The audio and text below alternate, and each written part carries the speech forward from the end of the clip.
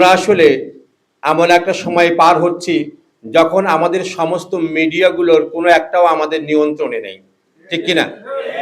যখন ইসলামের নিয়ন্ত্রণে নেই।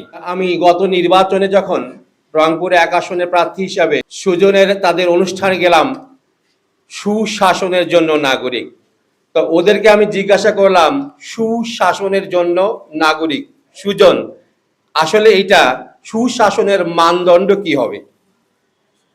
আপনাদের আসলে আপনাদের যে সুশাসনের কথা বলছেন এর মানদণ্ড কি হবে? এই সুশাসনের যদি মানদণ্ড না থাকে তাহলে এই শব্দটা সম্পূর্ণ নিরর্থক হবে, যার কোনো উদ্দেশ্যহীন একটা বাক্য হবে।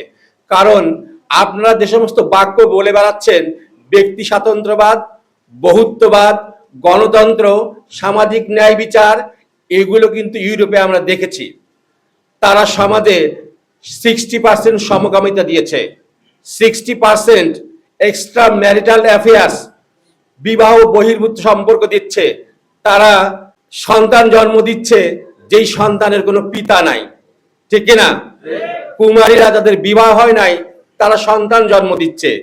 আসলে আপনাদের এই ব্যক্তি স্বাতন্ত্র্যবাদ, ব্যক্তির সার্বভৌমত্ব, এই কথাগুলো সমাজকে কুলুষিত করছে, এছাড়া সমাজকে কিছুই দিতে পারে না। বিবাহ বহির্ভূত সন্তানকে আমরা আসলে কি বলি?